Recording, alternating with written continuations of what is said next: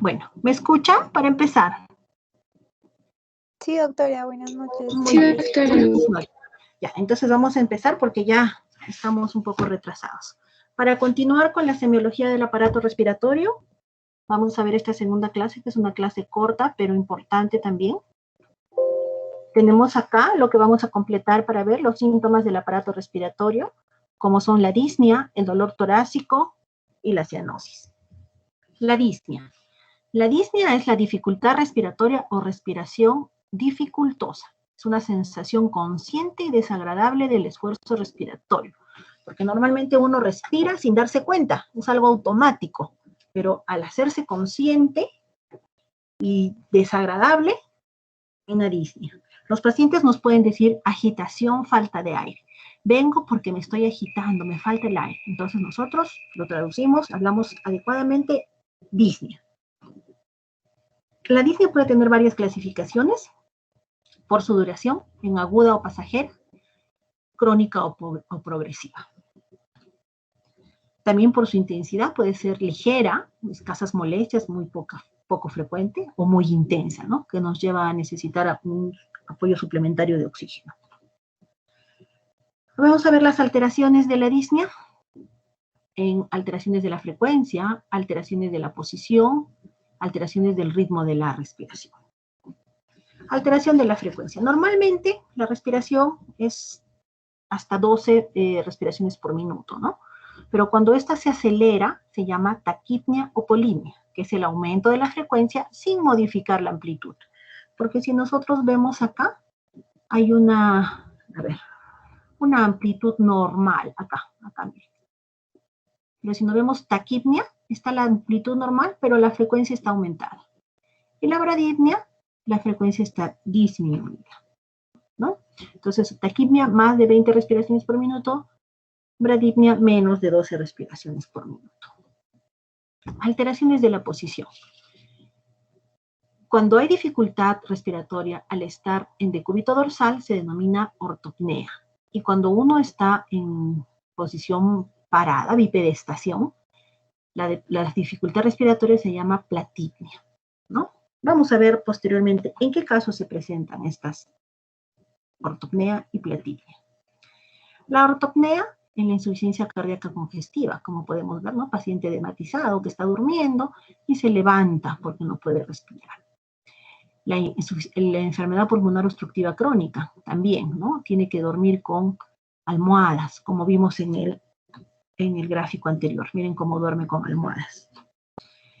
La apnea del sueño, la obesidad, una ascitis a tensión, una parálisis frénica bilateral. Entonces, en todos estos casos se presenta ortopnea. La platipnea puede ser con pacientes que tienen una historia de neumonectomía, tumor de vías respiratorias altas, tromboembolismo pulmonar, pericarditis constrictiva o un síndrome hepatopulmonar, ¿no? Que se presentan en pacientes con cirrosis, con hepatopatías y que va a presentar platipnea.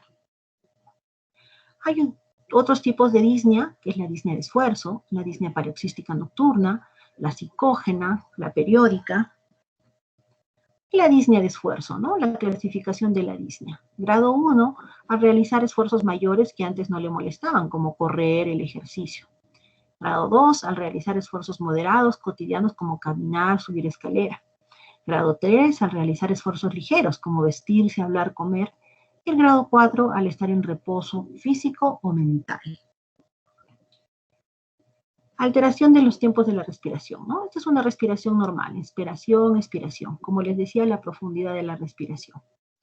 Cuando hay una disnea inspiratoria puede deberse por un cuerpo extraño, edema glótico, laringitis, cáncer laringio, o expiratoria cuando hay asma, bronquitis, cáncer bronquial, cuerpos extraños. Alteraciones en el ritmo de la respiración. Ya hemos visto los gráficos de la respiración normal. Pueden haber alteraciones como vamos a ver la respiración de Cheyne-Stokes, la respiración de Kussmaul, la respiración de Biot. Miren los gráficos aquí. Vamos a ver cada uno de ellos. La respiración de Cheyne-Stokes es una crisis de hiperventilación seguida de hipoventilación, seguidos por una pausa apneica para luego volver a repetirse, ¿no? La causa puede ser una disfunción del centro respiratorio. Miren en el monitor cómo la vamos. Eso es un gráfico cómo están, pero en el monitor, miren cómo está graficada. Así vamos a ver. Entonces, cuando tengamos la oportunidad de estar en emergencia o viendo monitores, miren, entonces el electrocardiograma, la saturación, y acá vamos a ver el gráfico de la respiración. Bueno, esta respiración, o también llamada ciclopnia, que fue primero descrita por Cheine y después por Stokes. ¿En quiénes se puede presentar? En ancianos, en la noche y que han recibido algún hipnótico, en pacientes con ACVs, en pacientes con insuficiencia cardíaca, en pacientes con aclimatación a la altura. En ellos se puede presentar esta respiración de Cheine-Stokes. La otra respiración, la de Kussmaul, igual miren este gráfico. Frecuencia aumentada con volumen aumentado. Normalmente era hasta acá el volumen. Acá está. Y esto se presenta en la acidosis. Por eso es respiración acidótica o de Kussmaul. Bueno, Kussmaul fue un alemán que describió esta respiración. Y que se puede presentar, miren, en todos estos casos de acidosis. Y hay una mnemotecnia de Kussmaul. Cetoacidosis diabética, uremia, intoxicación por salicilatos, cetosis del ayuno, intoxicación por metanol, cetoacidosis alcohólica o intoxicación con etilenglicol para aldehídos o la acidosis láctica. La respiración de Biot, también descrita por Biot, que fue un francés, ¿no? Que es una respiración normal, intercalado con una apnea, para luego repetir un ciclo de respiración normal, nuevamente una apnea variable. Puede ser una apnea de 5 o 10 segundos o más, de 15 a 30 segundos. Eso se va a producir en problemas como meningitis, tumoraciones, hematomas, ¿no?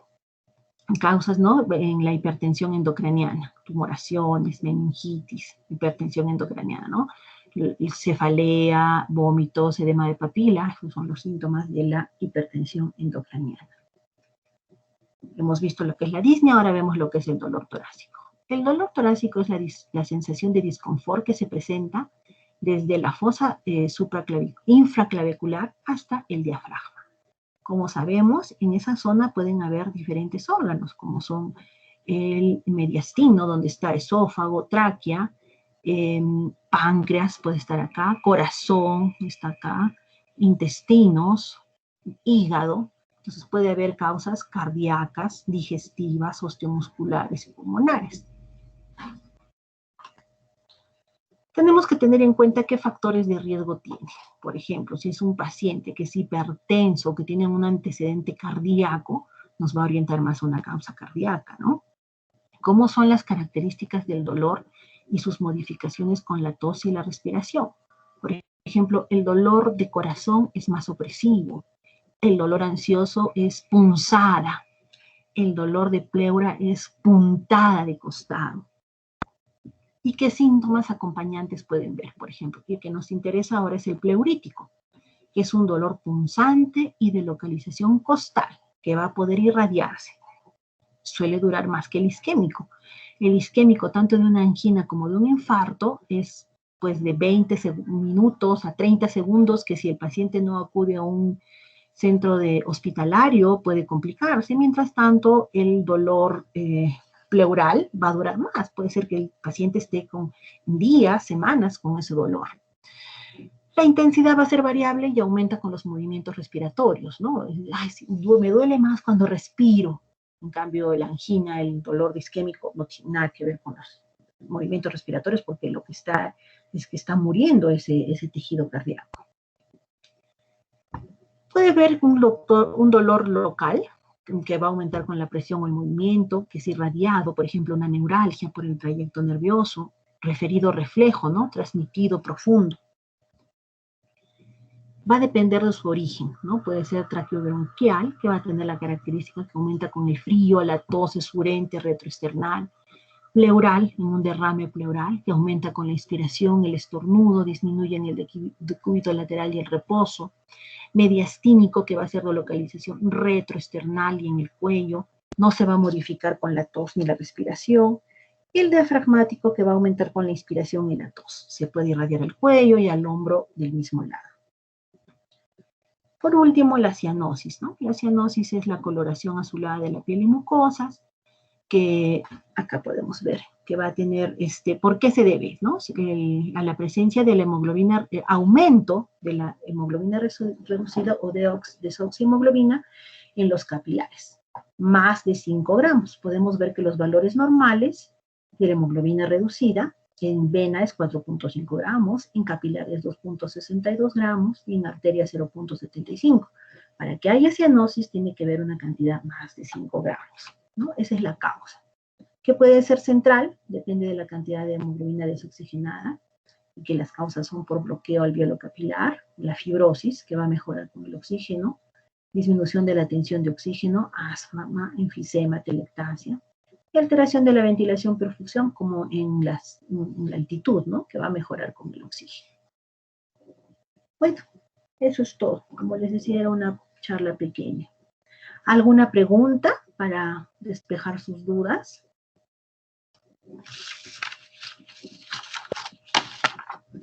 Espero que hayan entendido todo entonces y recuerden todas esas cosas de la semiología respiratoria. ¿Ninguna pregunta, chicos?